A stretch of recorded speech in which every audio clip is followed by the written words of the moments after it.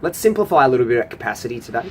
It's a theme or pillar that I've used in a few of the recent presentations that I've done. And what I love about the whole concept of capacity is that as human beings, we basically are born with this tremendous range. And that range is not linear. It's not like we're going from point A to point B in a straight line sort of format.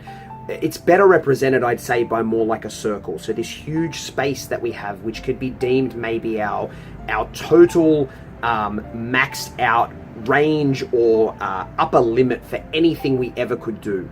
And I think that if we go into a new mission or goal, or doesn't matter if it's emotional, spiritual, intellectual, physical, any of those facets, we need to have a very good idea of where we want to take our capacity. How much do I want to fill this big space with new ability? How can we improve our process of setting up plans to maximize our outcomes physically? I want you to walk away with some tools and some ways to put it into practice that can improve the process, because there's a lot more to setting the goals and things like that, and it goes broader than that actually. I want to put this word up here, and that's sort of a lot of this stuff's gonna link back to this. I'm gonna keep referring back to it.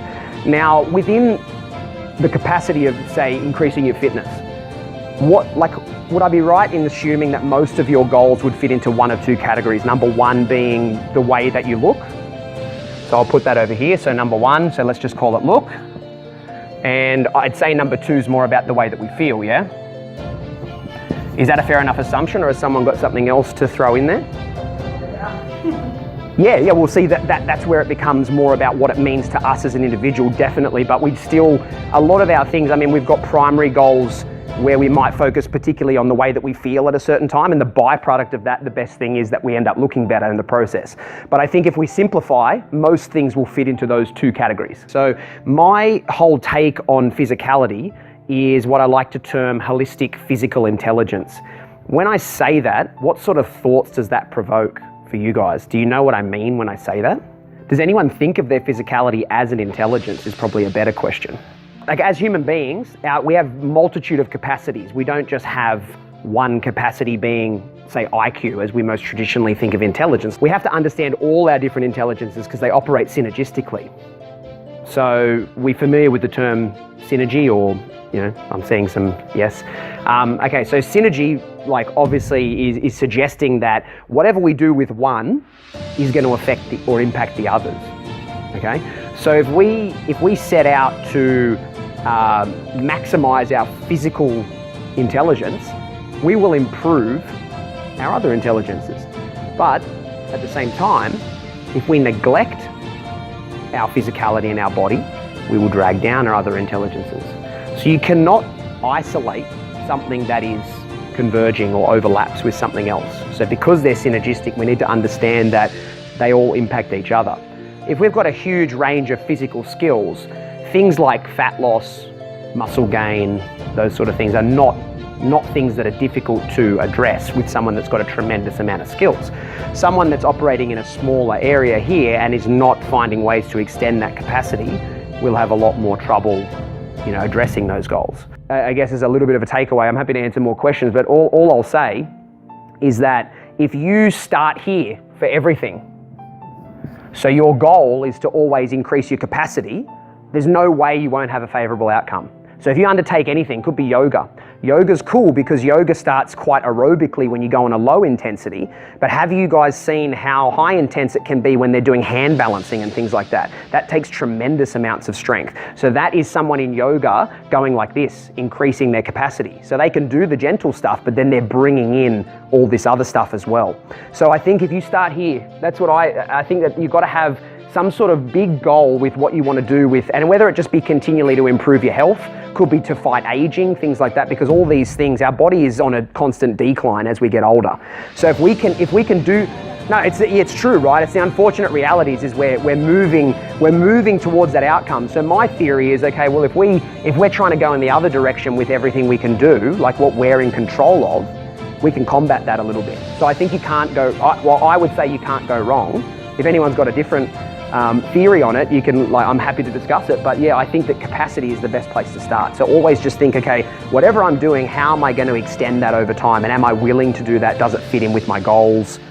Things like that. Cells are performing a magnitude of function at near perfect, grading. Like our bodies are that perfect. But this is all happening without one tiny amount of conscious thought. When's the last time anyone reminded their heart to beat? Or or told your heart how quickly or how many beats per minute? See, the question then becomes, and the question to ask yourself is, what then happens if we begin to apply conscious thought and action to what our body can do? It's a multi-stage process. Someone far smarter than me once said that imagination is far greater or far more important than knowledge, because knowledge is based on everything we now know, whereas imagination embraces everything in the entirety of the world that we could ever understand or know. It's not the exact quote, but who knows who said that? Does anyone know whose quote that is? That was Albert Einstein.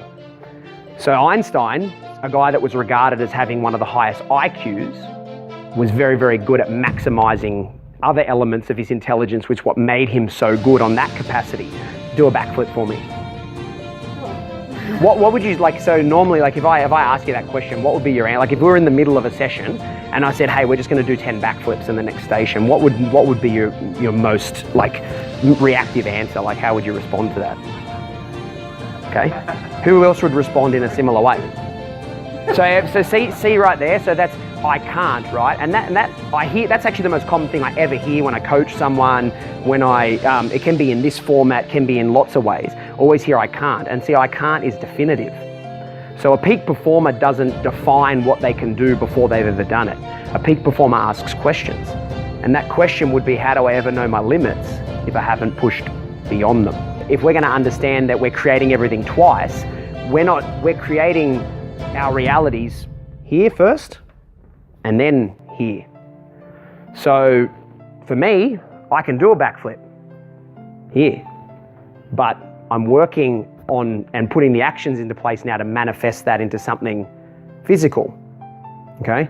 So knowing I can do it here, it's already a reality. It's not what we need to understand, and that separates us from, say, being a peak performer versus someone that maybe doesn't go as well successfully with your goals, is that it's understanding it's not a dream or a fictional thing when we create it up here. It's already reality, and then we have to manifest that into physicality, right? So discipline is the acceptance of what we've created up here. So it's the acceptance of our reality, but it's then saying, I accept that, I'm going to put that into action.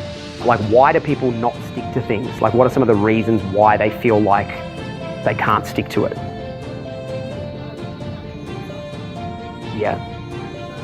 Yeah, see, that's sort of where I'm going with that. Yeah, so everyone would probably agree that do you view when you have to follow like something sort of that's more rigid or different to what you normally do you feel like that would impact your freedom? Someone that uses discipline to achieve things actually creates more freedom for themselves. I don't want to follow something that, that's rigid like that, or follow this plan. I don't want to do that. Whereas, because it seems like it's restrictive, like I'm missing out on something. But the truth of the matter is you're creating a greater capacity in something which will give you more freedom to do something that fits in with your realities and your vision that you want to create for yourself. If you've never thought of it this way, try setting your goals up like this and see if what you're currently doing lines up correctly. If it doesn't, then you can begin to adapt, and you can make sure you set yourself up with a plan that has a high level of intrinsic drive, not just external drive, or something that's based on a very short-term or myopic goal.